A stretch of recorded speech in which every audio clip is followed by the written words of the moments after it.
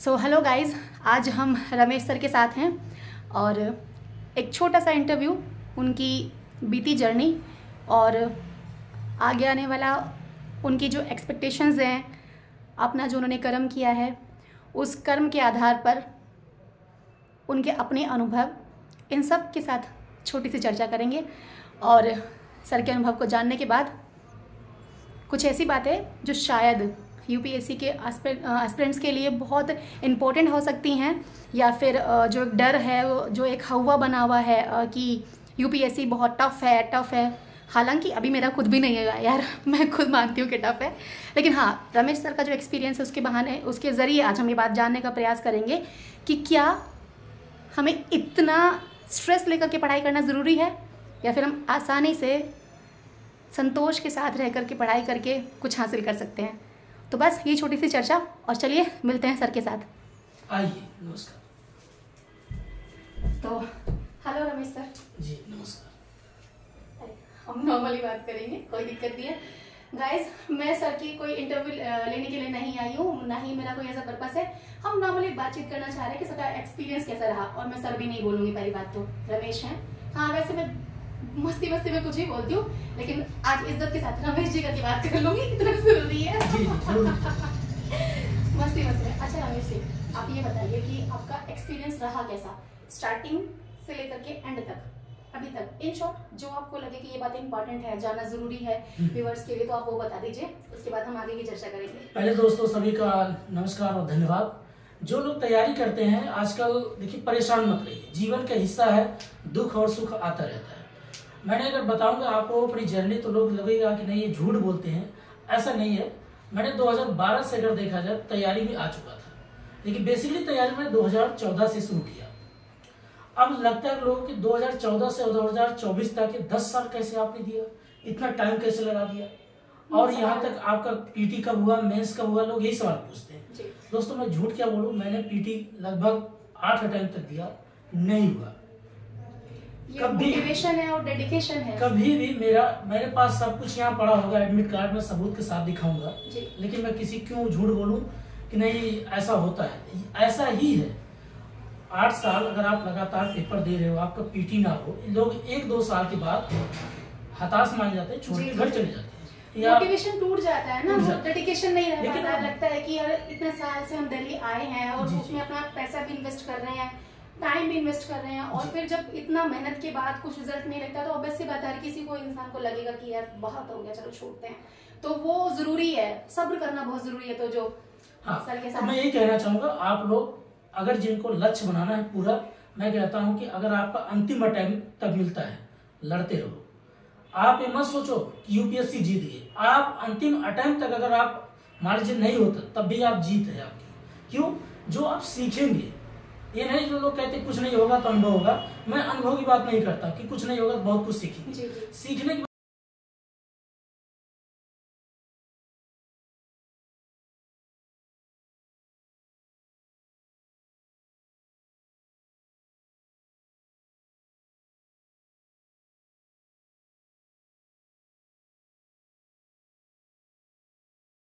कभी घर वालों को लेकर टेंशन होगा, आपको 10 लोग दोस्ती यारी मिलेंगे, कोई साथ छोड़ेगा, कोई निभाएगा, ये सब आप देखोगे।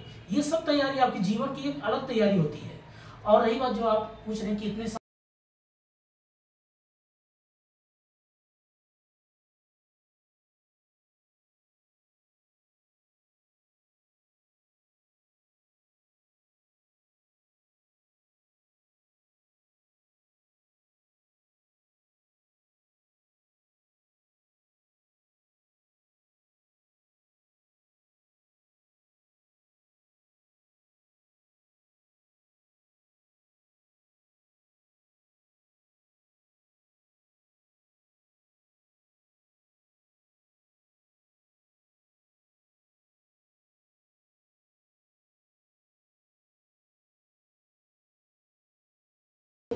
अगर आप काजल कोठरी में जाएंगे तो कैसे भी काजल लग जाती है। इसलिए आपके पास ऐसे लोग होना चाहिए जो उस तैयारी में हो, जिसने उस चीज का अनुभव लिया हो, तो बता सकता है क्या कमियां क्या नहीं। लेकिन जब आप अपने से सीखते हैं कि नहीं आज मैंने पढ़ा और पेपर दिया तो क्यों नहीं हुआ, बिल्कुल तो आप उससे अलग सीखते हैं। मैं अगर कुछ बोलूंगा तो आपका अलग लाइक है, मेरा अलग है।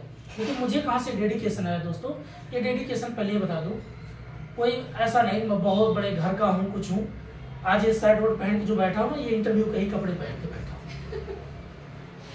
पहले सच्चाई बता रहे हैं, ठीक है, डाउन टू अर्थ। और ऐसा नहीं है, सिंपल यही बात है। और पहली बार मैं टाई भी बांधा था, ऐसा भी नहीं है लाइफ में। इन लोग जो कहते हैं इंटरव्यू जाओगे तो आपको लोग ये पूछेंगे वो लोग पूछेंगे। अब मैं पीटी से मेंस तक के बताता हूँ। पीटी मैंने 8 बार दिया, नहीं हुआ, लेकिन उस पीटी की तैयारी से मेरा मेंस हो गया। मेंस की तैयारी अच्छी हो गई, बार बार वही चीज पढ़ता जा रहा हूँ, बार बार वही चीज पढ़ता जा रहा हूँ, तो दिमाग में मेरे हर एक फैक्चुअल बैठ गया। बिल्कुल बिल्कुल बिल्कुल। जैसे अगर कोई पूछता है 1857 की क्रांति, तो आपको ये बस सुनते ही दिमाग में आ जाएगा कि सामाजिक कारण था, आर्थिक कारण था, राजनीतिक कारण था, हर एक कारण दिमाग में बैठ जाता है। ये सब मेंस है। और यही चीज है, आप बार बार जितना प्रैक्टिस करोगे आप उतना ही सीखोगे। और सबसे पहली चीज है, आप बार बार प्रैक्टिस करो, बार बार उसको रिपीट करो, लिखो, खूब पढ़ो। एक ना एक दिन जरूर आप बनोगे। और YouTube पे बहुत से लोग चैनल बना के डालते रहेंगे कि ये पढ़ो वो पढ़ो, आपको सब पढ़ना है। मैं नहीं कहूँगा ये छोड़ो वो नहीं, सब पढ़ो जो आपके सिलेबस में है। जैसे आपका पॉलिटी है, हिस्ट्री है, इकोनॉमिक्स है, जियोग्राफी है, और आपका एनवायरनमेंट है, प्लस आपका करंट से जितनी चीजें हैं सब पढ़ो। और मीडियम कोई मायने नहीं रखता कि हिंदी मीडियम अच्छी है कि इंग्लिश मीडियम। मायने ये रखता है, जैसे कहते हैं ना गिलास में पानी डाल दिया तो गिलास मायने नहीं रखता, पानी किस बोतल में मायने हो जाता है। तो आपको मीडियम से कोई टेंशन मत लो, जो मीडियम आपको जिसमें आप कंफर्ट जोन करते महसूस करते हैं कि हाँ मैं इसमें अच्छे जवाब दे सकता हूँ, इसमें जैसे आप बोलते हो वही आपको लिखना है। बिल्कुल, बस ये चीज है। और इंटरव्यू तक का क्या होता है दोस्तों, आप जाइए, वहां कुछ नहीं होता, वो आपको इतने सहज तरीके से बैठाते हैं, आप बल्कि आपके यार दोस्त आपको टेंशन में डाल देंगे यार ऐसा मैंने पूछा था, ऐसा सुना, ऐसा कुछ नहीं। वो इतने एक्सपीरियंस होते हैं, वो बैठे होते हैं आपके पास, बैठेंगे आपको इतने सहज करा देंगे, पानी पिलाएंगे, आराम से उनसे बातें करो। मतलब जो एक डर रहता है वो कि निकाल देते हैं पहले। यूपीएससी में जाना है, इंटरव्यू के लिए बैठना है, वो लोग पता नहीं हमसे क्या सवाल कर लेंगे। और देखो मैं सीरियसली बताऊं, मेरे अंदर भी अभी खुद वही डर है। मान के चलिए हम पहले पीटी क्वालिफाई करते हैं, देन उसके बाद मेंस क्वालिफाई करते हैं, फाइनली हम जाके बैठते हैं मेंस में, वही इंटरव्यू में। तो कहीं ना कहीं हम जो मिडिल क्लास से या फिर लोअर मिडिल क्लास से जो बच्चे आते हैं, उनके मन में डर हमेशा रहेगा। हालांकि ऐसे बच्चे बहुत हैं जो कंपटीशन में फाइट कर रहे हैं, अच्छी फैमिली से आते हैं, जिनका फाइनेंशियली बैकग्राउंड बहुत अच्छा है, या फिर जो सोशली बहुत अच्छे एरिया से आते हैं। अच्छे इन द सेंस जिनका मतलब बातचीत का माहौल या फिर उनके आसपास के नॉलेज का माहौल बहुत ज्यादा अपग्रेड रहा हो, तो वहाँ बच्चों को इतनी प्रॉब्लम नहीं होती है। बट जहाँ तक मैं जानती हूँ तो मेरे साथ ये प्रॉब्लम बहुत ज्यादा है, मतलब मेरा एक सीमित दायरा रहा है। तो ऐसा मेरे अंदर भी एक हेजिटेशन है कि वो पता नहीं क्या पूछ लेंगे, है ना सर? जी जी। क्या पूछ लेंगे, या फिर नहीं मालूम कि कैसा वहां जाकर के हमें फील होगा। एक वो जो हेजिटेशन आती है, वो जो शिवरिंग होती है, वो चीजें हमें ना मतलब पहले से डराना शुरू कर देती है। मैं तो डरती हूँ, सच बता रही हूँ सर, मैं बिल्कुल डरती हूँ। डर होना बहुत जरूरी है। डर से रहेगा तो हम पढ़ेंगे। हाँ ये जरूरी है, क्योंकि अब जैसे मुझसे पूछेंगे, क्योंकि मेरे अंदर डर निकल गया। क्यों निकल गया कि जैसे मान लो चलो पीटी तक नहीं होता था तो डर लगा, इसीलिए बार बार पढ़ता था जी।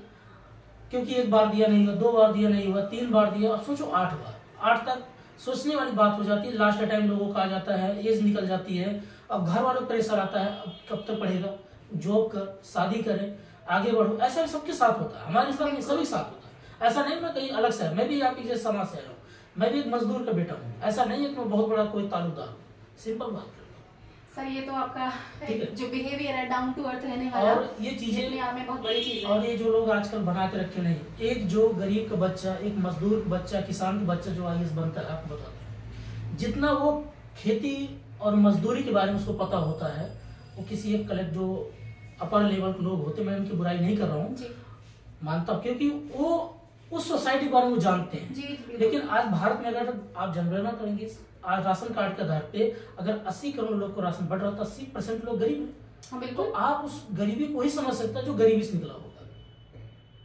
वो जाति जो आजकल लोग फेस करते हैं, ऊंची जात, छोटी जात, सोचो उस समाज में क्या क्या चीजें फेस करके आते हैं। सबसे बड़े तो मैं उनको लिए हमेशा सैल्यूट करता हूँ, उनको मैं मानता हूँ भाई महान वो है।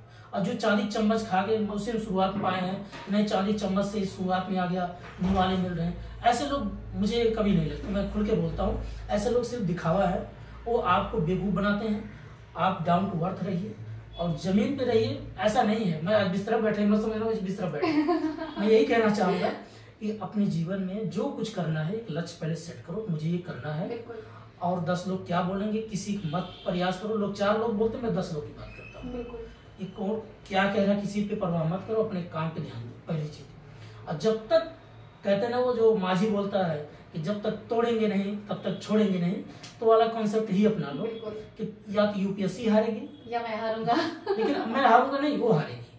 अगर उसने मुझे सिलेक्ट नहीं किया तो कोई बात नहीं, बिल्कुल मैं उसके तक पहुंचा, ये जरूरी है, उसके डेढ़ तक गया। हाँ। उन लोगों को मैंने फेस किया कि ये लोग है क्या, तो मैंने देखा कुछ नहीं हमारे जैसे भी। सिंपल बात। देखिए मैं आप लोगों को एक बात शेयर करना चाहती हूँ। ये मैटर नहीं करता कि आपने अचीवमेंट क्या हासिल किया, मैटर करता है कि आपने कितने प्रयास किए। और उन प्रयास के बाद हो सकता है कि लोगों की नज़र में आप सक्सेसफुल पर्सन ना भी काउंट हो, तो क्या फर्क पड़ता है। अपने को संतुष्टि होनी चाहिए, अपने अंदर वो फील आना चाहिए कि नहीं यार मैं भी एबल हूँ, मैंने वहां तक पहुंच करके उन लोगों को फेस किया है, इंटरव्यू फेस किया है। अपने आप में यही बहुत बड़ी बात होती है। अपनी फैमिली को गर्व फील हो जाए या फिर हमसे जुड़े लोगों को गर्व फील हो जाए, इससे बड़ा क्या ही चाहिए। और आत्मसंतुष्टि से बड़ा कुछ नहीं है, कुछ भी नहीं है। मत करे यूपीएससी हमें सिलेक्ट, मत करे हमारा चुनाव, कोई फर्क नहीं पड़ता। ये जरूरी है कि हम एबल हैं, कोई बात नहीं, यहाँ नहीं का हमें मौका मिलेगा, किसी और फील्ड में जाएंगे, अभी एटलीस्ट फाइनल है, लेकिन हम एबल हैं। मैडम मैं क्यों सर? आपकी बात काट दिया थोड़ा सा, उसके लिए मैं माफी चाहता हूँ। मैं यूपीएससी तैयारी करते करते यूजीसी नेट की तैयारी हो गया मेरा।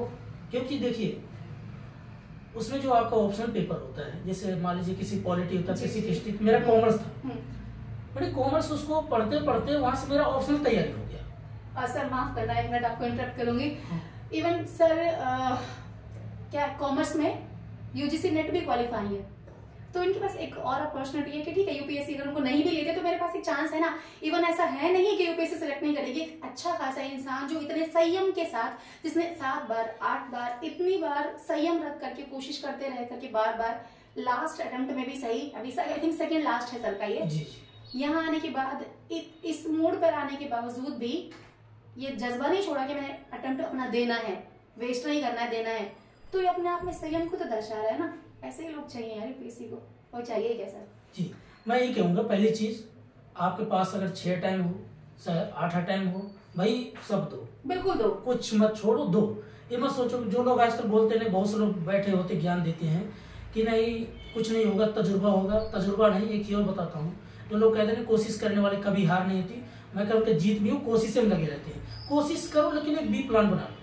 हाँ बिल्कुल, ये जरूरी है। बी प्लान मतलब क्या है कि उससे देखो कि यार इससे कितना जुड़ा हुआ चीज और साइड में कर सकता हूँ। क्योंकि देखिए समय निकलता है, हर दिन हर पल हर सेकंड निकल जाएगा और निकलेगा। अभी हम बात करें तभी निकल रहा है, आगे होगा कि नहीं होगा। लेकिन जो आपने सीखने के बाद ये सोचो मैं पढ़ने के बाद मेरा और एक नौकरी कहाँ बेहतर हो सकता है जीवन के लिए, जैसे जीविकोपार्जन बोलते हैं लोग, खाने जीने का, ये कहाँ हो सकता है। एक बी प्लान कोई बना लो जिसमें आपको बेटर लगे, किसी कहने मत आओ, आपको जो बेटर लगे कि अगर मुझे ये सब्जेक्ट अच्छा लगता है तो उस पर आप स्वयं अपना सिलेक्शन लो, उससे मतलब सिलेक्ट करो, उसी में तैयारी शुरू कर दो।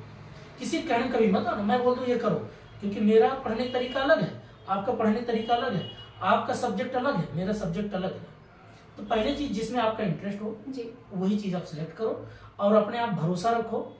और ऐसा तो है नहीं आप कोई छोटी सी एग्जाम, भाई आप एक डिस्ट्रिक्ट में आप एक ब्यूरोक्रेसी पार्ट है, आप एक गवर्नमेंट के पार्ट बनेंगे, आपकी एक जो पॉलिसी बनती है करोड़ों लोगों का जीवन बदलता है। ये सोचो, ये चीज हो, जितनी योजनाएं बनती हैं वो कौन बनाता है? ब्यूरोक्रेसी, सिंपल आईएसी बनाते हैं। बिल्कुल। तो आप कई लोगों के जीवन बदलेंगे। आप ऐसा नहीं कि आप मामूली वो लोग होते हैं जो मामूली बात करते हैं। सर देखिए मैं सर की बात से शुरू करती हूँ। मामूली होना, देखिए यूपीएससी का एग्जाम देना अपने आप में कोई बड़ी बात नहीं है, या फिर मैं कहूँ कि छोटी बात भी नहीं है। तो ये दोनों बातें अपने आप में अपनी अपनी जगह समान वेटेज रखती है।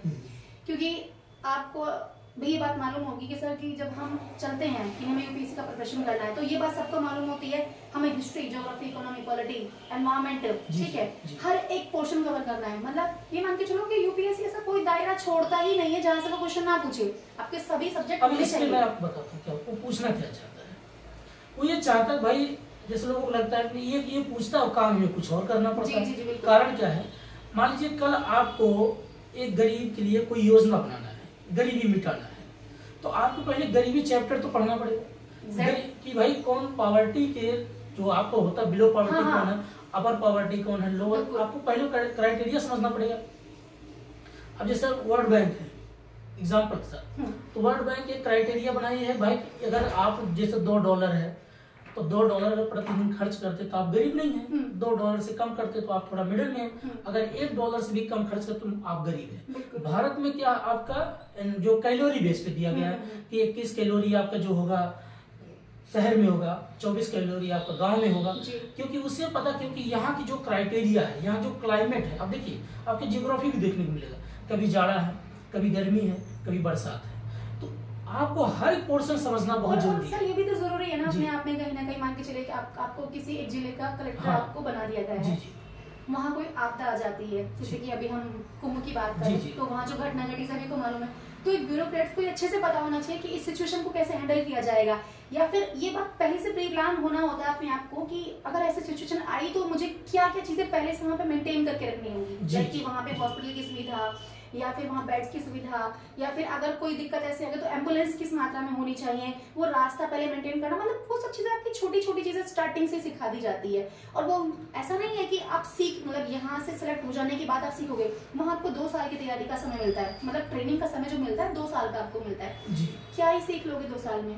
तो सोचो ऐसा नहीं है कि आप वहाँ जाके जो ट्रेनिंग लोगे उस ट्रेनिंग में आपको सब कुछ सिखाया जाएगा, जो आपको एक पढ़ाई किया जा रहा है आपके द्वारा, इस पढ़ाई में ही, इस स्टडी में ही ये मान के चलो आपका ट्रेनिंग हो रहा है। और जिस वक्त मैंने इस चीज को फील किया कि वहां जाके 2 साल में मैं क्या ही सीखूंगी, क्योंकि इतना बड़ा दायरा अगर मुझे अपने समेट के चलना है तो पहले ही उस चीज को सीखना पड़ेगा, और यही तो ट्रेनिंग स्टार्टिंग से शुरू हो रखा है, तो समय तो देखो लगेगा ही, बिल्कुल लगेगा। अच्छा सर एक और चीज मैं कहूंगी, देखो जब हम स्टार्ट करते हैं कहाँ अपना फर्स्ट क्लास से लेकर के ग्रेजुएशन पोस्ट ग्रेजुएशन सब करते हैं, मतलब 15-17 साल हम अपना आराम से देते हैं अपने स्टडी के अंदर, क्या मिलता है हमें, मात्र डिग्री मिल जाती है। उस डिग्री के बिहाफ पे अगर हम आर्ट साइड से आते हैं तो फिर सिंपल सी बात है, उस डिग्री को लो और बैठे रहो। अगर हम किसी टेक्निकल साइड से पढ़ाई की है हमने, या हमारे पास टेक्निकल एजुकेशन है, तो हम कहीं ना कहीं सिलेक्ट हो सकते हैं, है ना। लेकिन बात यह है कि अगर हमारे पास टेक्निकल एजुकेशन नहीं है, उस सिचुएशन में हम क्या करेंगे। तो ये मान के चलिए जब 15-17 साल पढ़ने के बाद आपको अगर मात्र डिग्री मिली है, मात्र डिग्री, तो यूपीएससी तो आपको छान रहा है, वो आपको छांट रहा है अंदर से पहले ही, आपने कितना निकाला, आपके अंदर क्या चीजें रह पाई क्या नहीं रह पाई। यूपीएससी ने एक क्वेश्चन पूछा था कि शिक्षा वो नहीं जो स्कूल के बाद भी याद रह जाए, मतलब नहीं ऐसा कुछ ऐसा क्वेश्चन था कि शिक्षा वो नहीं जो याद रह जाए, शिक्षा वो है जो स्कूल छूटने के बाद भी याद रह जाए। स्कूल के दौरान तो हम रेक्टिफिकेशन करते हैं, हमें सब कुछ आता है, हमें ये याद कर लिया वो याद कर लिया। शिक्षा वो है ना जो आपने सीख लिया, आपने अपने अंदर उतार लिया, उसको बाद जाकर के आपने उसको अपने जिले में अपने एक्सपीरियंसेस के हिसाब से आपने उसको अप्लाई कर दिया, तो वो शिक्षा है। तो मैटर ये करता है कि अगर आपने यहाँ पे 5 साल भी दे दिए या 4 साल भी दे दिए तो अपने में बड़ी बात है, हालांकि सर को 8 साल लगे, मैं कहती हूँ 12 साल भी लगे तो क्या ही है, अंत में कुछ मिलेगा ना। जब कुछ 15-17 साल पढ़ के सिर्फ मात्र डिग्री मिली है, तो अगर आपके 5 साल 7 साल जा भी रहे हैं तो क्या ही फर्क पड़ता है, कुछ तो मिलेगा, ऐसा अनुभव मिलेगा कि जो शायद आपको बाकियों से अलग कर देगा। और रही बात आपकी कमाने की या फिर रोजगार की, तो जब आप इतने बड़े हो जाते हो तो मान के चलिए, मैं विकास कीर्ति सर की एक लाइन कोट करूंगी, उन्होंने कहा है ना कि क्यों डरे कि क्या होगा, कुछ नहीं भी होगा तो तजुर्बा होगा। तो डरने की तो कोई बात है ही नहीं, फाइनली बस इतना देखना है कि अंत में अगर हमने सीरियसली शिद्दत के साथ पढ़ाई की है ना तो कुछ ना कुछ मिल जाना है। तो सर को भी मिला ना, फाइनली उनका यूजीसी नेट हो गया, इवन उनका फाइनली आज इंटरव्यू भी हो गया, तो मतलब बिल्कुल चिल है, एकदम टेंशन फ्री है। कहना चाहेंगे कि एक ना एक दिन सबको अपना गोल मिलता है, लक्ष्य मिलता है, बस आपका डेडिकेशन होना चाहिए, आपको सिर्फ अपने तक और जो किताब आपके हैं और इसके तक रहो बस। बहुत से लोग आजकल अफेयर चलता है, रिश्ते चलते, मैं भी बता देता हूँ। ऐसा नहीं कि अगर आप इंसान हैं, आपके भी बॉडी में हार्मोन्स हैं, वो एक्टिव होंगे, ऐसा नहीं है, सब होते हैं, रिश्ते भी बनते हैं, टूटते हैं, ये भी होना चाहिए लाइफ में। ये भी नहीं होगा तो भी क्या आप अनुभव सीखेंगे, हम रोबोट नहीं बन सकते ना, क्योंकि आप इंसान हो, एक नेचुरल प्रोसेस में हो, कोई मशीन नहीं हो।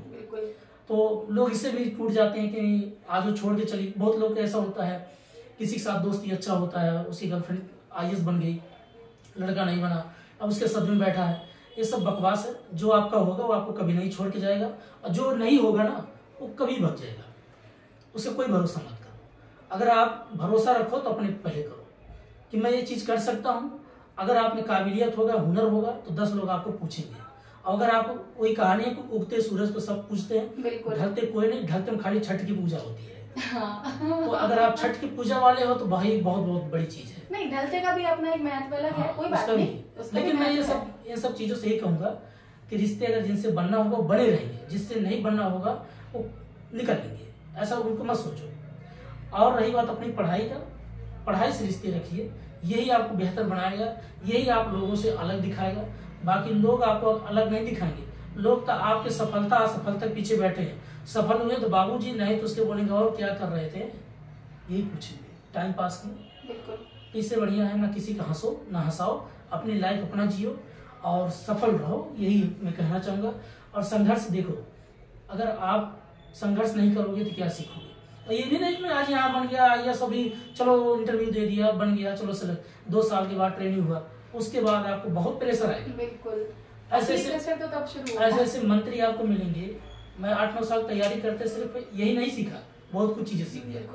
आपको गाली भी देंगे, आपकी शादी हो गया तो आपके बीवी बच्चे किडनैप भी कर लेंगे कि ये फाइल पर साइन करने के लिए। वो एक अलग प्रेशर आपको झेलना पड़ेगा, आपको उसके लिए पहले प्रिपेयर होकर ही जाना पड़ेगा। क्योंकि जब आप एक फील्ड में काम करेंगे और अगर आप सीरियसली, अगर आपने एथिक्स का पेपर बहुत अच्छे से पढ़ा है तो आप अपने मूल्यों के साथ उन कामों को करें, तो बहुत सारी बाधाएं ऐसी हैं। मैडम मैं तो ये कहना आपको चाहूंगा, एथिक्स जो पेपर होता है मेंस का, अगर आप पूछना चाहते हैं, एथिक्स जो आपके माँ बाप आपको सिखा दिए ना जी, असली एथिक्स वही है।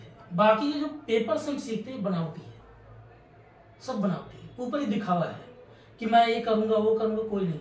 वो आपके शुरुआत से अगर आप किसी के साथ 2-4 दिन घूमे, बिल्कुल, अगर वो समझता है कि यार ये मेरी दोस्त है, मैं इसका पैसा खाया, ये मुझे खिलाया, यही समझ में आ जाता है कि बैलेंसिंग है। हाँ, बिल्कुल, ये उसका जो एथिक्स उसका परिवार ने सिखाया है, ये समझ में आ जाता। अगर आपको एथिक्स सीखना है ना, आपका माहौल, आपका परिवेश वही आपको सब कुछ सिखाना, जीवन पर्यंत सीखते हैं, ही सिखा देते हैं। बिल्कुल, एथिक्स ऐसा पार्ट है जो आपका जीवन का स्टार्टिंग से लेके एंड तक चलता ही रहेगा। बाकी ये जो पेपर में सेट किया गया कि एटीट्यूड क्या है, एप्टीट्यूड क्या है, इंटीग्रिटी क्या है, सत्यनिष्ठा क्या है, जिसको हिंदी में बोलते हैं, प्लस आपका एम्पैथी क्या है, सिंपैथी क्या है, मोरल क्या है, ये सब आपके माँ बाप ही सिखाते हैं। अगर आपके अंदर वो संस्कार है तो आप वही करोगे, नेचर और सिग्नेचर कभी नहीं बदलते। एथिक्स का पेपर तो सर बिल्कुल व्यवहारिक है और आपको भी सिर्फ हमें वहाँ लिखना आना चाहिए और कुछ नहीं जाना। लिखना नहीं, अगर जैसे बहुत लोगों को नहीं पता एथिक्स क्या है, तो एथिक्स वही नैतिकता आपके जीवन में। भाई मैं समझता हूँ, अगर मैं किसी को अपने घर बुलाया जी, अगर मैं उसकी इज्जत कर रहा हूँ तो मैं उसके घर जाऊंगा तो भी मेरा करेगा, यही एथिक्स। अब पता चला मैं कुछ बन गया, उसको कट गया, कटाव कर गया, उसको एटीट्यूड से बात करूँ, दिखावा करूँ, नौटंकी, ये सब बकवास है। ये एथिक्स का पार्टी नहीं है, ये आदमी तो समाज को डिवाइड कर रहा है। मजाक की बात, तुम नहीं ना गायब हो जाओगे? नहीं, अरे गायब होता तो आज मैं पूरा रिकॉर्ड कर रहा हूँ, बार बार वही मुझे दिखा रहे क्या बोले थे। हाँ बिल्कुल, मैं देखो यही, मैं सिर्फ इतनी ही क्लिप काट के दिखाऊंगी कि देखो क्या बोला था मुझे। वाह, ठीक है, लेकिन ऐसा गायब नहीं होगा। डाउन टू अर्थ इंसान ऐसे ही होते हैं यार, जो आज हैं वही कल रहेंगे। बट सिचुएशन सर ऐसी आ जाएंगी कई बार कि जब आप चाह करके भी टाइम नहीं दे पाएंगे सामने वाले इंसान को। आज हम लोग बैठ के बात कर रहे हैं, क्या पता कल सामने वाले इंसान इतना बिजी हो, हमारे लिए एक पल भी ना निकल सके, तो वो मैटर नहीं करता। वो म्यूचुअल अंडरस्टैंडिंग होना बहुत जरूरी है, और वो तभी होगी जब आप एक दूसरे को समझते हो। तो मुझे कोई शिकवा नहीं है, गिला नहीं है, अभी क्या तुम कल गायब हो जाओ, अभी क्षण भर में गायब हो जाओ, क्या किया? ऐसा नहीं है, गायब कोई नहीं होता। मैं बड़ी न्यूट्रल इंसान हूँ। किसी अपने देश में रहेंगे, कोई डिस्ट्रिक्ट में रहेंगे, कोई जिला में, या जो भी आपका राज्य में रहेंगे नहीं रहेंगे। आजकल तो बल्कि सोशल मीडिया जितना लोगों जोड़ा है, इंटरनेट ने जितना जोड़ दिया, उतना कोई चीज नहीं जोड़ पाया। जितना आज घर बैठे लोगों से बात कर रहे हो, लोगों से मिल रहे हो, हर पल हर सेकंड खबर ले सकते हो।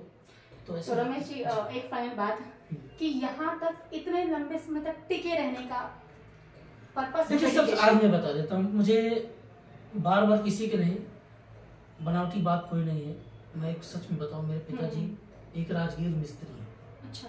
वो घर और बनाते हैं, तो उनके साथ मैंने भी काम किया है। ऐसा नहीं, गांव में रहता था, गाय भैंस चराता था, मजदूरी करने जाता था। तो उसके बाद मेरे भैया बोले कि बाहर निकले, तो बोले मैं पैसे सपोर्ट करूंगा, तुम बाहर निकल जाओ पढ़ने का। तो मैं यहाँ कुछ नहीं हूँ, वो मेरे माँ बाप, मेरे भाई, मेरे भाभी, उनका योगदान है जो मैं यहाँ हूँ। उन लोगों का डेडिकेशन है जो मुझे यहाँ पर रोके हैं। तो मैं सोचा जब वो लोग इतने मेहनत कर रहे हैं तो मैं क्यों ना करूँ, उनसे मैं डबल करूँगा। बिल्कुल। मैं अपने बाप का हाथ में देखता जो मसाले से हाथ कट जाता है, घर जाता हूँ तो चीज़ें देख के मुझे एहसास होता है कि एक आने वाली पीढ़ी के हाथ में ऐसा दिन ना आए, उनके लिए भी एक अच्छा घर, उनके लिए 2 वक्त की अच्छी रोटी हो, अच्छे कपड़े हो।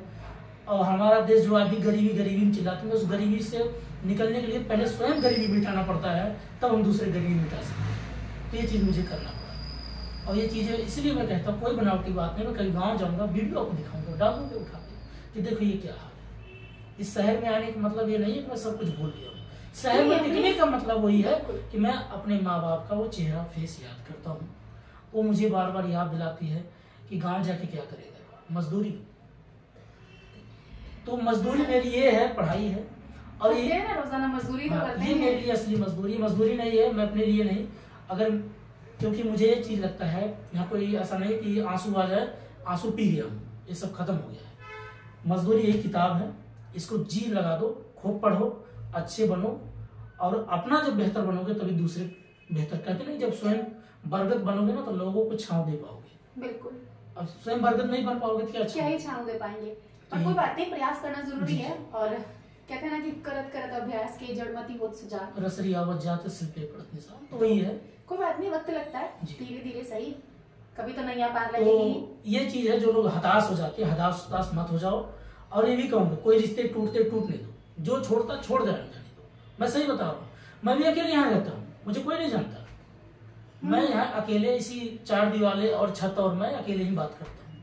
और ये बोर्ड लाया, इसी प्रैक्टिस करता हूँ, इसी पर अपना पढ़ता रहता, प्रैक्टिस करता था, अपने आप से बात करता था। हाँ, प्रैक्टिस बहुत जरूरी है, बिना प्रैक्टिस से कुछ नहीं होता। प्रैक्टिस से क्या होता दोस्तों, पहली चीज आप बोलना सीखो, कैमरा फेस करो। कल आप IAS बन गए, रोज मीडिया पे सामने आ जाएगा कैमरा लेकर। हाँ, पता चले आपको बोलना ही नहीं आ रहा, सामने वाला पूछ रहा है, बोलना भी सीखना। देखिए यहाँ भी बैठे, कुछ चीजें लगेगा अनकंफर्टेबल, उसको एडजस्ट कर लेना, ऐसी कोई बात नहीं। वैसे भी हमारा इंटरव्यू नहीं है, मजाक में कुछ भी है, जो बातें हम लोग आपस में शेयर कर रहे हैं ना, हमारी नॉर्मल वार्तालाप है, ऐसा कुछ भी नहीं है। रोजाना ऐसे ही बैठना होता है हम लोगों ने। लेकिन एक चीज और बोलूंगा दोस्तों, मैंने इस तैयारी में 5 चीजें सीख गया। सबसे बड़ी चीज एक पेशेंस, दूसरी चीज मैंने खाना बनाने सीख गया। अगर जिनको कभी होगा नंबर है, आना मेरे पास, मैं तो चाय पिलाऊंगा। हाँ, चाय बहुत अच्छी बनाते हैं। चाय है, खाना, कोई भी ऐसी वैरायटी। मैं तो सोचा था ये नहीं होगा तो होटल मैनेजमेंट कोर्स करके होटल खोल लूंगा। वाह, सोचो कितने सीरियसली इंसान देखो तैयारी करने में लगा है तो उसने कितना कुछ सीख लिया। क्योंकि और अपना करना था ना।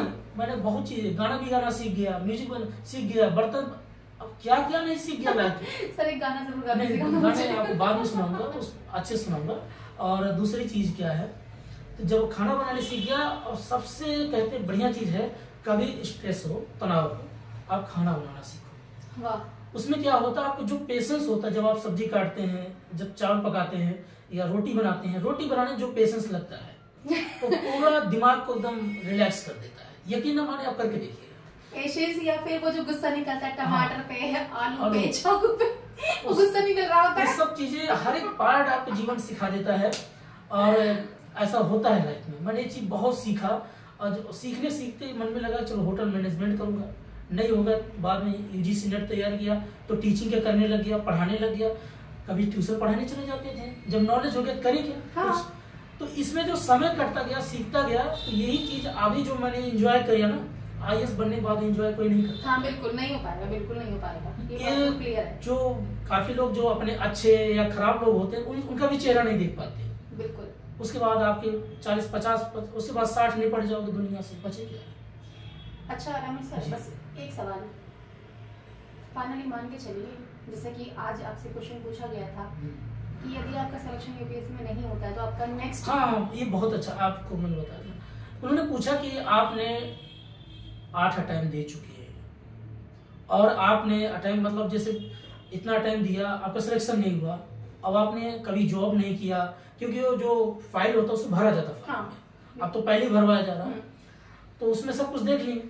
मैंने बोला सर जॉब इसलिए क्योंकि मुझे एक ही डेडिकेशन था कि मुझे IAS बनना था। बोले कि इतना पेशेंस कैसे आया, तो मैंने सोचा सर, मैंने सोचा नहीं, मैंने बोला कि अगर नहीं करेंगे तो बोले हाँ ये भी कहें कि अगर नहीं होगा तो आप क्या करेंगे, ये पूछे।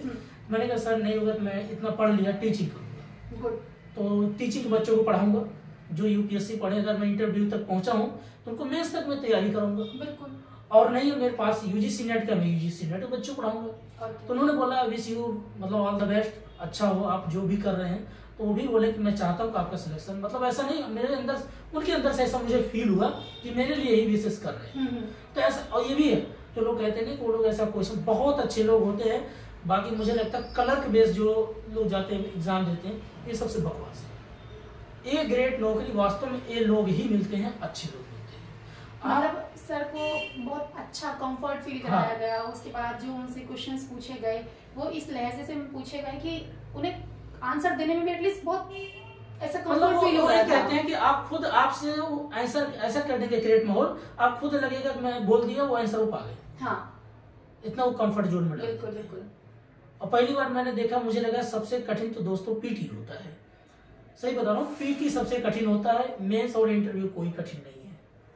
हाँ, अगर आपने अपनी बात को प्रेजेंट करना आता है तो जो लोग कहते हैं ना इंटरव्यू होना ना होना और सिलेक्शन होना, बात नहीं करो, लेकिन जो आप जैसे मैंने बोला कि मैं बी प्लम नेट के मेरे पास सर्टिफिकेट डिग्री आ गया, तो मैं यहाँ भी पढ़ाने का अभ्यास मेरे पास हो गया, जीने खाने का।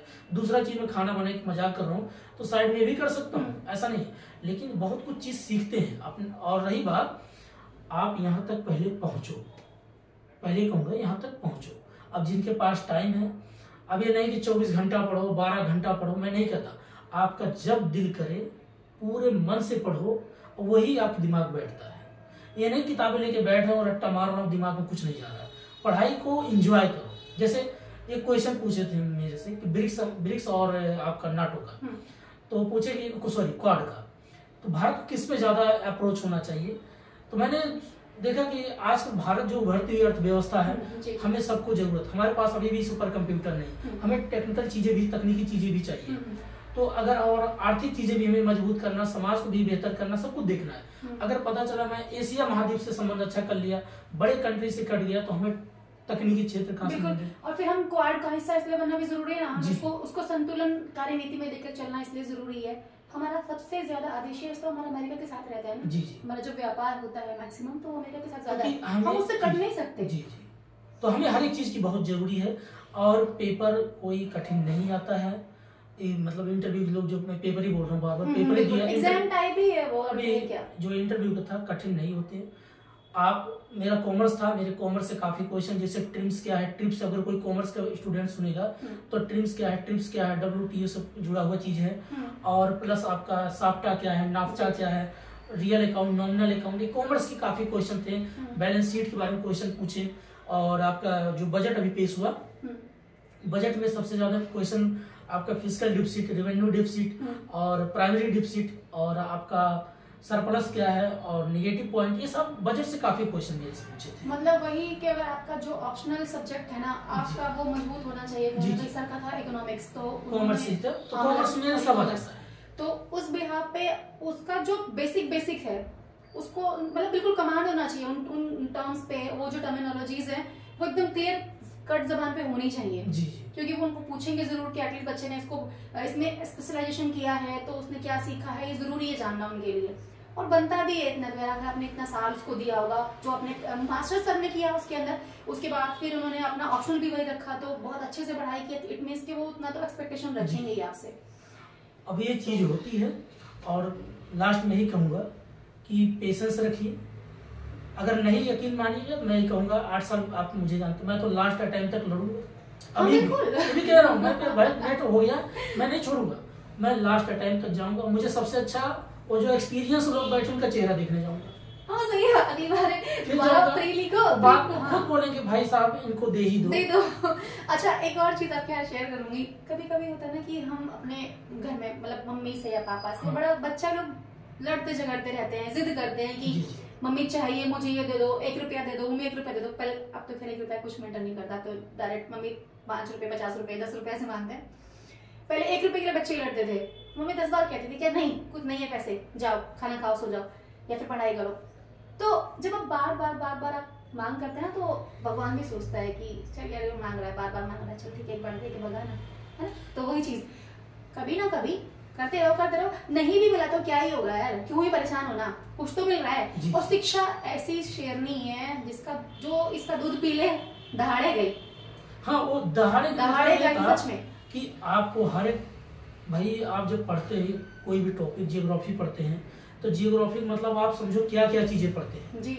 आपको साइक्लोन पढ़ते हैं भाई, गर्म धाराएं पढ़ते हैं, ठंडी धाराएं पढ़ते हैं, चक्रवात पढ़ते हैं जिसको साइक्लोन बोलते हैं, आप टेक्टोनिक क्रिया विवर्तनीय पढ़ते हैं, हर एक पॉइंट आप पढ़ते हैं। लेकिन अगर आप जैसे जियोग्राफी पढ़ेंगे तो वहीं से आपका इतिहास निकलता है, वहीं से आपका इकोनॉमिक्स निकलता है, वहीं से आपका पॉलिटी निकलता है, वहीं से आपका एनवायरनमेंट निकलता है। हाँ। अब जैसे एक पॉइंट बताते हैं, जैसे आप जियोग्राफी पढ़ लिया कि जैसे जहाँ की ठंडी धारा होगी, तो ठंडी धारा होगी और गर्म धाराएं मिलेंगी, क्या बनेगा?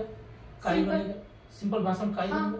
तो जब काई बनेगी मछली और चारा बनेगा, और मछली के लिए, मानव के लिए क्या हो जाएगा? खाने की व्यवस्था होगी। और जहाँ जल वही जीवन, जहाँ भोजन वही मानव रहेगा। और वही मानव जब बसेगा तो वही उनकी राजनीति व्यवस्था बनेगा, वही उनकी पॉलिटी होगा, वही उनका एडमिनिस्ट्रेटिव होगा, वहीं पर उनकी अर्थव्यवस्था भी होगा, फिर वही उनकी कल्चर डेवलप होगा। भाई क्लाइमेट के हिसाब से उनकी कल्चर होगा, उनका पहनावा होगा, वैसे उनकी संगीत होगा, वैसे उनकी आर्ट एंड कल्चर डेवलपमेंट होगा। तो सोचिए एक पॉइंट से कितनी चीजें जुड़ी होती है। मतलब वही अगर आपने हिस्ट्री शुरू किया है तो हिस्ट्री के अंत पे आपका पॉलिटी शुरू हो जाएगा, पॉलिटी के अंत पे आपका अदर इकोनॉमी शुरू हो जाएगा, इकोनॉमी के अंत पे फिर आपका वहाँ से ज्योग्राफी, एनवायरनमेंट, सब कुछ अपने आप में इंटरकनेक्टेड है। और यूपीएससी यही मांग करता है कि बच्चे में इंटरडिसिप्लिनरी अप्रोच है या नहीं, वही जरूरी है। तो हमें रेक्टिफिकेशन नहीं चाहिए कि चलो वो एनालिटिकल जैसे एनालिसिस करता है। एनालिसिस मतलब जैसे कोई एक पॉइंट मिले तो उससे कई चीज कनेक्ट करके जोड़ो। बिल्कुल। कल के आप मान लीजिए ब्यूरोक्रेटिक है, आपको पता चला साउथ में कहीं पोस्टिंग हो गया, अब वहाँ की मिट्टी के बारे में आपको पता नहीं है कि भाई लाल मिट्टी, काली मिट्टी या पीली मिट्टी या कैसी है। जब मिट्टी के बारे में पता होगा, हाँ ये लाल है, इसमें काजू होता है, इसमें आयरन पाया जाता है, आयरन कंटेंट ज्यादा होगा तो उनकी क्या होता है, वहाँ जो पुरुष या महिला उनमें हीमोग्लोबिन की मात्रा कम होती, इसलिए उनमें कमजोरी कम देखने को मिलता। उनके चेहरे पर आप देखेंगे भले चेहरा सांवला लेकिन बाल बड़े काले काले होते हैं। ऐसा क्यों होता है? नारियल क्या है? आयरन है, वसा भी है, सब कुछ।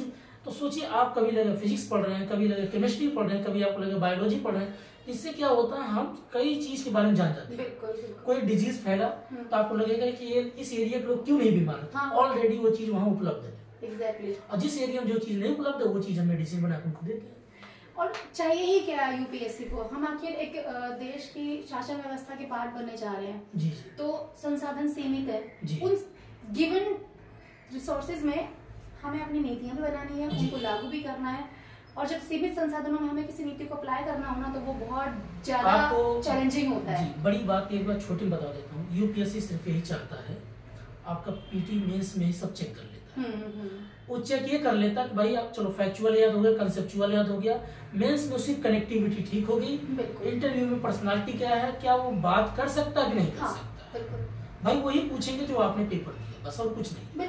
दूसरी चीज वही वो चाहते हैं कल डिस्ट्रिक्ट में जाएगा बात एक प्रकार से कम्युनिकेट कर पाएगा कि नहीं कर पाएगा। हाँ, उन्होंने आपका ज्ञान नहीं चेक करना है वहां जाके, जितना ज्ञान उन्होंने चेक करना था आपका पीटी में देख लिया जो कि बहुत टफ होता है, उसके बाद उन्होंने मेंस में देख लिया, जबकि आपने कम से कम 3 से 4 पेपर आपने अपने GS 1 2 3 4 लिखे हैं, उसके बाद आपने दो पेपर आपने अपने ऑप्शनल के भी लिखे हैं, फिर आपका 2 लैंग्वेज पेपर भी होते हैं। तो इतने एग्जाम देने के बाद भी अगर वो आपका नॉलेज ही चेक करने बैठेंगे तो भाई मुझे तो ऐसा नहीं लगता, मतलब मुझे लगता है कि एक्चुअल में ऐसा होता भी नहीं है। वो सिर्फ यहाँ देखना चाहते हैं कि सामने वाला इंसान अपनी बातों को प्रेजेंट कर पा रहा है या नहीं, मात्र इतना। ठीक है, घबराना नहीं होता है, डरना नहीं होता है। अगर आपसे 10 क्वेश्चन पूछे हैं, आपको अगर नहीं भी आ रहा 10 का 10 का सवाल भी, तो आपकी स्माइल, आपका वो जो एक दीनता होती है ना, दाएं हाथ ऐसे मतलब फील करके कहना कि माफ कीजिएगा सर कि ये चीज मैं नहीं बता पाऊंगी या फिर इस सवाल का जवाब मुझे नहीं आता है, कोई बात नहीं आता, ठीक है, लेकिन हाँ वो उस लहजे में बताया जाए कि सामने वाले को बुरा भी ना लगे और हमारी बात भी कंप्लीट हो जाए कि सर ये नहीं मालूम है। हाँ, लेकिन कुछ क्वेश्चन वो ऐसे पूछेंगे आपके जो अप्लाइड होते हैं, जैसे कि अगर ये सिचुएशन हो गई तो आप उसको कैसे हैंडल करेंगे, या फिर अगर ये आपदा आ गई तो आप कैसे संभालेंगे। तो वो तो देखो आपका दिमाग चलना चाहिए, प्रेजेंस ऑफ माइंड चेक कि जैसे कभी काल लोग होता भीड़ में, बहुत लोग क्राउड देख के घबराहट हो जाती है। हाँ। और बहुत लोग को जैसे दंगा फसाद देख के घबराहट हो जाती है कि मारपीट हो गया, रिलीजन को लेकर के हो गया, कास्ट को लेकर के हो गया। भारत में सबसे बड़ी शराब तो दुनिया में यही मैं कहूंगा कि यहाँ पे रिलीजन तो ठीक, कास्ट की सबसे खतरनाक है। यहाँ ये ऐसा एक नासूर एक कैंसर से खतरनाक के शब्द है, जाति है जो जाति नहीं, ये दिमाग में ऐसा बैठा। अगर आप एक ब्यूरोक्रेटिक पार्ट हैं, अगर आप इसमें जाना पहले दिमाग से डिलीट करो। हाँ। पहली चीज इसको डिलीट करो, क्योंकि कल वही जाके एक बुधई है, एक मलखान सिंह है, दोनों का ही काम सुलझाना है। अच्छा सर, मैं आपकी बात को 2 मिनट के लिए काटूंगी, माफ कीजिएगा। लोग कहते जरूर हैं इस बात को मतलब जो सवर्ण लोग, मैं सबका नहीं कहूंगी, मेरा ऐसा कोई पर्पस भी नहीं है, मैं किसी हायर कास्ट की किसी पर्सन को या फिर किसी को मैं टारगेट करके बोलूँ, मेरा कुछ ऐसा पर्पस नहीं है। जी। लेकिन मैंने अपनी पर्सनल लाइफ में ऐसा बहुत देखा है, मतलब आसपास के माहौल में बहुत देखा है कि लोग कहते ज़रूर हैं कि नहीं समानता है, अपने जैसे लोग या अपने भाईचारा है, लेकिन रियलिटी में वास्तव में ऐसा होता बहुत कम है। होता है, बदलाव हो रहे हैं, मैं नहीं कहती कि बदलाव नहीं है, बदलाव हुए हैं, लेकिन बहुत कम। वहाँ पे भी आपको ऐसे लोग मिल जाएंगे जो ये कह देंगे लास्ट में कि नहीं यार ये नहीं हो पाएगा, आप उस कास्ट से आते हो, यार हम साथ बैठ नहीं पाएंगे, आप उस कास्ट के हो, हम ये साथ में नहीं खा सकते, आप ये खाते हो। तो समझ रहे जरा, वो दिक्कत वाली बात है। इन सब बातों से भी आपको घबराना नहीं है। खाने से याद है, अगर इतिहास कोई ढंग से पढ़ा होगा, पाषाण काल अगर आप लोग पढ़े होंगे, पहले लोग खाते क्या थे? जानवर तो मार के खाते थे। उस वक्त तो सभी एक जैसे थे। अफ्रीकन बेल्ट से ही हर एक मानव माइग्रेशन किया है। क्लाइमेट से कोई ठंडा प्रदेश में गया गोरा हो गया, कोई इक्वेटर बसा तो काला हो गया। अब किसी को आप नेचुरल प्रोसेस, अगर आप जो पढ़े लिखे उनकी बात करो, मैं अंधविश्वास और पाखंडियों की बात नहीं कर रहा हूँ, यहाँ की कोई मैं या फिर ऊपरी ज्ञान वालों की बात नहीं हो रही है भैया, ऊपर ये सब कुछ नहीं है। जीवन का यही सच्चाई समझो, अगर आप क्लाइमेट को समझते हो तो इसी हिसाब से मानव है, और जहाँ जैसी क्लाइमेट होती है वैसी वहाँ खान पान होती है। अब भारत में देखो, उत्तर भारत में अगर मान लो गेहूं चावल होते हैं तो लोग वही खाते हैं। साउथ में आप चलो मछली ज्यादा पकड़ते हैं, मछली भी खाते हैं, तो क्या आप उनको दरकिनार कर दोगे कि नहीं ये आप ऐसे गलत हो? मानव को इसीलिए भगवान ने, ईश्वर ने, गॉड जो भी आप मानते हो या नेचर ने, वो आपको इसीलिए वो चीजें दिया, आपको ब्रेन दिया है कि जो चीज आप खाओगे आपको अच्छा लगे वही आप खाते हो, और जो चीज आपको उपलब्ध होगी वही तो खाओगे। अब कोई मान लीजिए मांस खाता है तो ठीक है भाई, उसको खाने में क्या दिक्कत? खा रहा कौन सा ऐसा चीज है, खा रहा तो क्या हुआ? अब कोई मछली खाने तो उसमें क्या दिक्कत है? अब भाई इसमें कोई नहीं धर्म खराब है, धर्म का कोई मतलब मैटर नहीं था। धर्म मतलब होता धारण करना, आप कौन सा चीज अपने जीवन में धारण किया वही धर्म है। अब धर्म का सबसे बड़ी बात यही है कि अगर मैं किसी की इज्जत करूंगा और दूसरा मुझे इज्जत करा, वही धर्म है। जैसे मैं अच्छा सोचता हूँ दूसरा भी अपने मन में अच्छा सोचता है, हर एक इंसान नहीं सोचता है। और मिला जुला सारी बात यही है कि आज भी जो भारत में है, ब्यूरोक्रेटिक में बहुत से लोग को देखा IAS बन जाते हैं, बनने के बाद भी उनके अंदर जातियां मिटती नहीं। हाँ नहीं मिटती, बिल्कुल नहीं मिटती। वो अपनी बातों में जरूर बताएंगे कि नहीं सब ठीक है, सब अपने समान है, लेकिन वो व्यवहार से नहीं जा पाता है। अभी एक सर्वे आपको बताया, जाके देख लेना, STDIQ का, उसने काफी साउथ का, और द हिंदू न्यूज़पेपर में भी है। ये दोस्तों काफी मैं न्यूज़पेपर रखता रहता हूँ, कभी बेचता नहीं, सब कुछ रखा, आपको दिखाऊंगा वो आर्टिकल। इंटरकास्ट शादियों को लेकर के सरकार भी बोलती है। क्यों? आप अगर बायोटेक्नोलॉजी या नैनो टेक्नोलॉजी पढ़ेंगे बायोटेक्नोलॉजी में, तो उसमें सब कुछ दिया है कि जीन को कैसे चेंज करना है। जब तक जीन नहीं चेंज होगा तो आपके आने वाली पीढ़ी में जो आजकल लोग बीमार होते हैं, शुगर के पेशेंट हो रहे हैं, थायराइड के पेशेंट हो रहे हैं, ये क्यों हो रहा है? एक ही चीज में, एक ही जनरेशन में आप बैठे हो, एक ही गोत्र में आप सब घूम फिर के एक ही जाति हो। जब तक अपनी जाति का बेड़ा नहीं तोड़ोगे, एक दूसरे से नहीं जुड़ोगे, तो देश में एकता नहीं रहेगी। तो ये भी चीजें आज के नई युवा जो पढ़ी लिखी है उनको इस पे काम करना चाहिए, और उनके माँ बाप भी सोचे, जो आपका दकियानुसी इन सब चीजों पर ना फंसे, आगे बढ़े। सब इंसान है, इंसान बन के रहो।